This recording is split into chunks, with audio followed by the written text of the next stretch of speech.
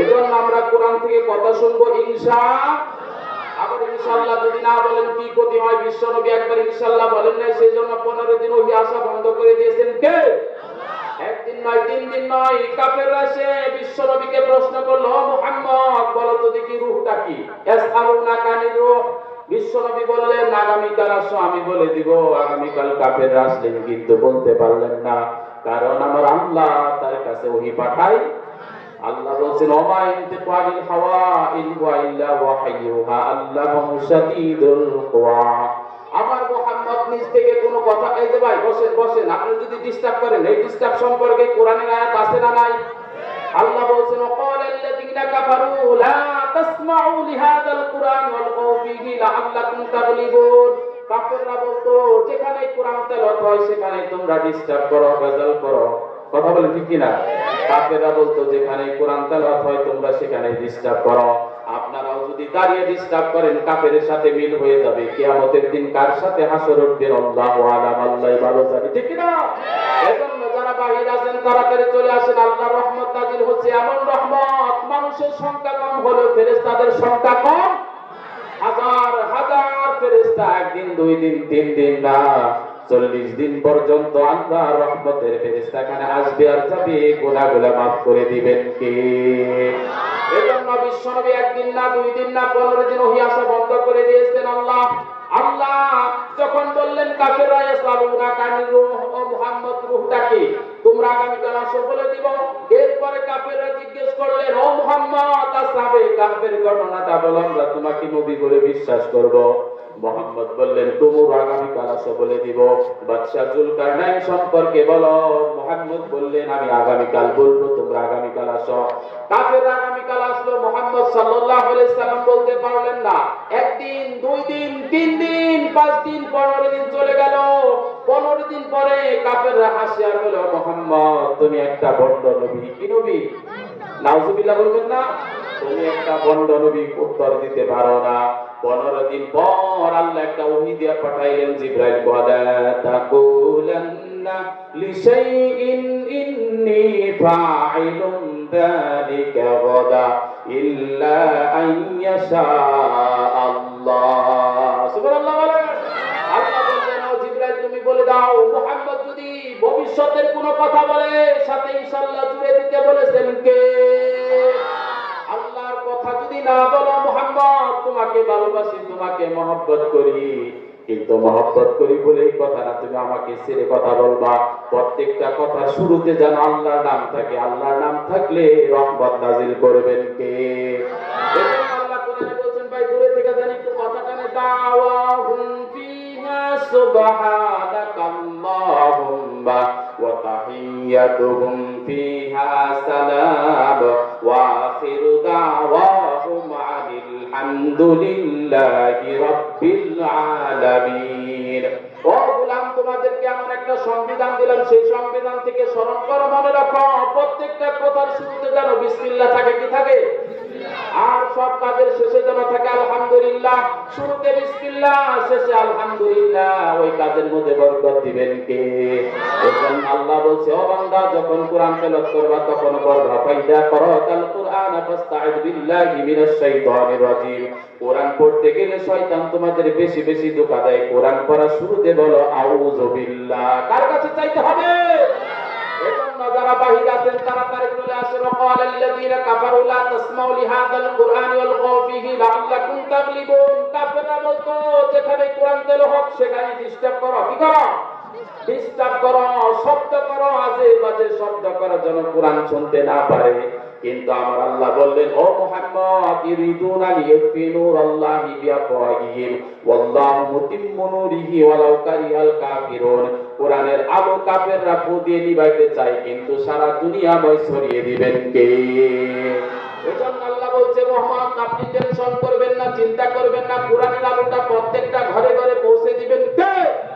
এজন্য আল্লাহ কোরআনের শুরুতে বলছেন যালিকা, বলেন যালিকাল কিতাবু লা রাইবা ফীহি হুদাল লিল মুত্তাকিন।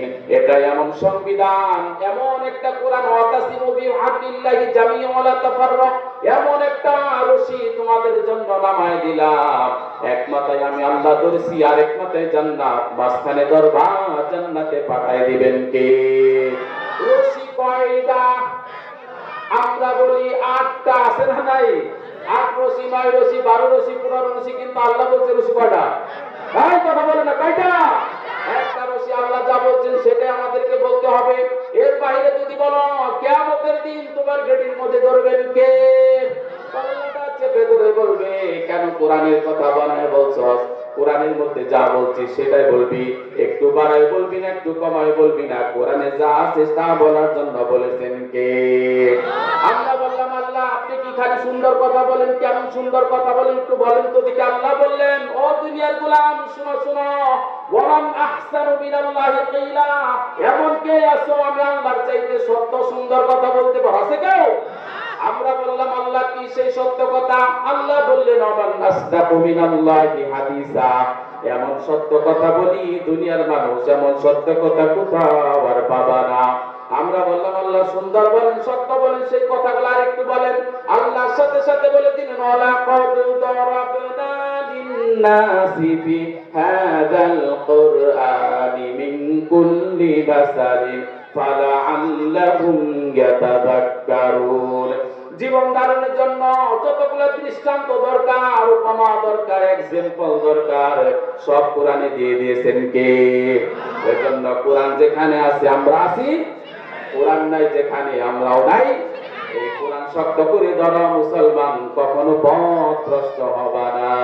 শুনো শুনো ইয়া ইলাহি আমার মুনাজাত, শোনো আমার মুনাজাত, তোমারি নাম জপে জানো হৃদয় দিবস রাত, আমার হৃদয় দিবস রাত, যেন কানে শুনি সদা তোমারি কালাম হে খোদা, চোখে জানো দেখি শুধু কোরআনে, পরে পরে চোখে জানো দেখি শুধু কোরআনের আয়াত, শোনো আমার মুনাজাত। ভালো লাগে না? হ্যাঁ, কিন্তু ভালো।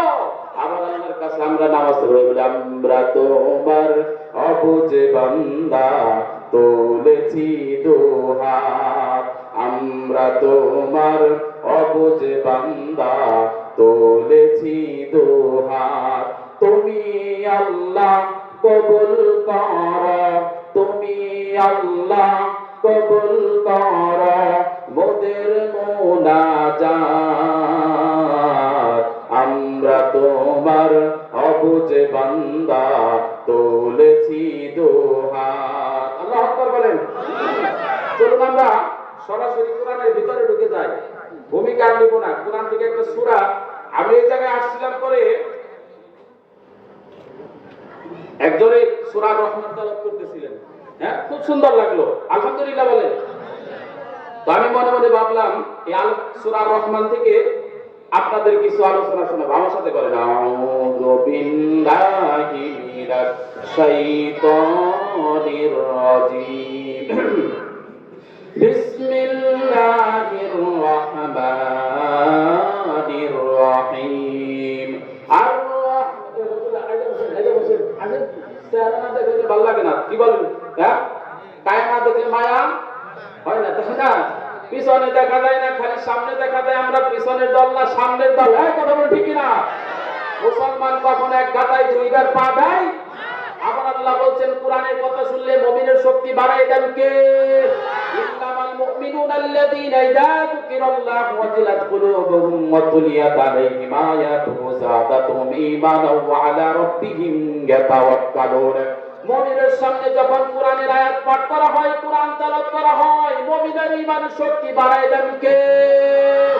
এজন্য আমরা পিছনে থাকবো না, আমরা সামনের দল, সামনে যাব। হাসরের ময়দানের সামনে, মিজানের পাল্লার সামনে, জান্নাতের যাব যখন, তখন সবার সামনে। আমাদের সারা মুহাম্মদ সাল্লাল্লাহু আলাইহি সাল্লাম কখনো জান্নাতে যাবে